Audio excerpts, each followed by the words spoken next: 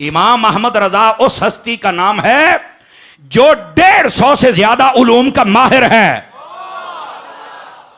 इमाम अहमद रजा उस हस्ती का नाम है जो अभी 14 साल की उम्र में जाए तो पहला फतवा भी लिख देता है। इमाम अहमद रजा उस हस्ती का नाम है, आपने जो एक मर्तबा तहकीक कर दी, दोबारा आपने कभी यह नहीं कहा कि यार पहले मुझे नहीं पता था, वो मसला यूं नहीं था, अब यूं है, अब यूं नहीं तो अब यूं है। जो लिख दिया,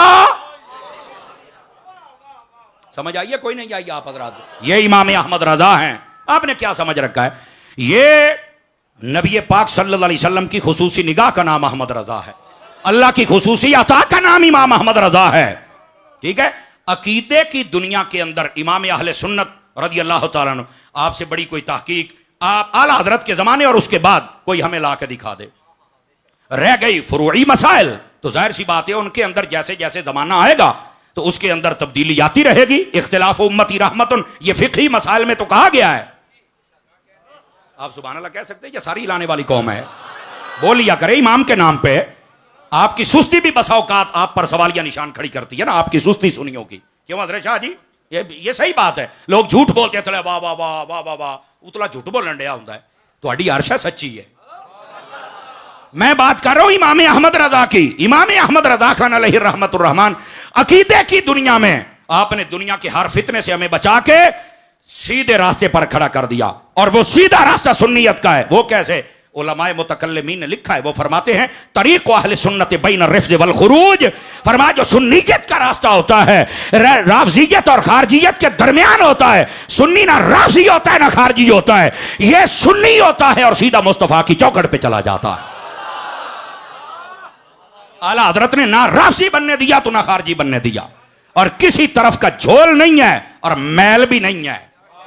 जब सहाबा की इज्जत पे बात आई तो आला हजरत ने वहां भी कमाल कर दिया, जब अहले बैत रसूल की बात आई तो वहां भी कमाल दर कमाल कर दिया।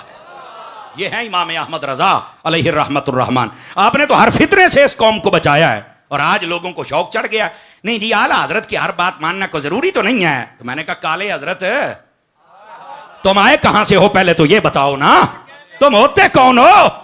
आला हजरत साहब रहमतुल्लाह ताला अलैह, आपने 1400 साल तहकीकात का निचोड़ रख के उम्मत के सामने पेश कर दिया है। समझ आ रही है? आप किस किस को छोड़ के किधर जाना चाहते हो बताओ ना हमें। तो ये है इमाम अहमद रजा अलैहि रहमतुर रहमान। और अगर आपको मैं बात बताऊं, हजरत मुहद्दिस सूरती रहमतुल्लाह अलैह, जिनको सनदुल मुहद्दिसीन भी कहते हैं, और ये हाफिज़ बुखारी भी थे। समझ आ रही है?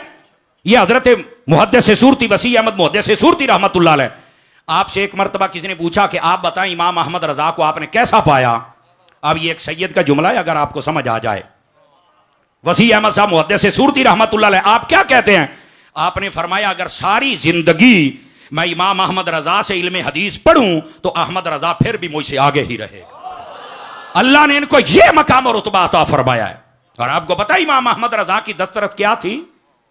आप जब भी कोई बात लिखते हैं, मैं आपको एक मिसाल दे देता हूं। आला हजरत साहब रहमतुल्लाह ताला ने आपने एक हदीस शरीफ लिखी, फरमाया जिस घर में तस्वीर या कुत्ता होता है वहां पर रहमत के फरिश्ते नहीं आते। यह हदीस शरीफ है। एक हदीस लिखने के बाद आला हजरत रहमतुल्लाह अलैह ने 43 किताबों के हवाले दिए। सदके जामा तुसा 43 बंदे सुभान अल्लाह भी नहीं कह सके हो। एक हदीस लिखने के बाद 43 किताबों के हवाले दिए। ये है ना, एक मर्तबा कुल हु अल्लाह पढ़ो तो तिहाई कुरान का सवाब, दूसरा पढ़ो फिर तिहाई, तीसरा पढ़ो फिर तिहाई, पूरा कुरान हो जाता है। 3 मर्तबा कुल शरीफ पढ़ने से पूरे कुरान का सवाब है। आला हजरत ने जब ये हदीस लिखी तो 34 किताबों के हवाले दिए। ये आला हजरत की हदीस पर नजर है। मुहद्दिस सूरती ने ऐसे ही नहीं कहा कि हम आला हजरत के पास नहीं पहुंच सकते।